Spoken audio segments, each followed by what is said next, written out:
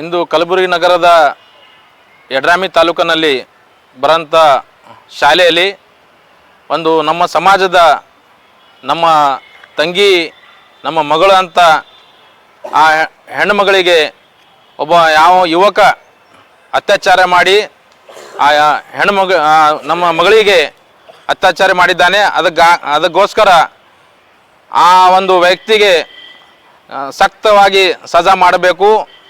ಇದು ನಾನು ಈ ಮಾಧ್ಯಮ ಮುಖಾಂತರ ನಾನು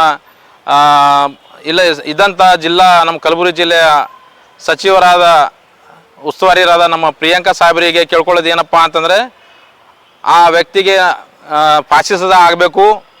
ಇನ್ನೊಂದು ಸರ್ತಿ ಯಾವ ಸಮಾಜದ ಹುಡುಗಿಗೆ ಅತ್ಯಾಚಾರ ಆಗ್ಲಾರ್ದಂಗೆ ನೋಡ್ಕೋಬೇಕು ಅಂಥೇಳಿ ಆ ಹುಡುಗಿಗೆ 18 ವರ್ಷ ಆದ ನಂತರ ಅವಳಿಗೆ ಸರ್ಕಾರ ಕಡೆಯಿಂದ ಗೌರ್ಮೆಂಟ್ ಶಾಲೆಯಲ್ಲಿ ಅವಳಿಗೆ ಒಂದು ಪೋಸ್ಟಿಂಗ್ ಮಾಡಬೇಕಂಥೇಳಿ ನಮ್ಮ ಈ ಮಾಧ್ಯಮ ಮೂಲಕ ಹೇಳಕ್ಕೆ ಇಷ್ಟಪಡ್ತೀನಿ.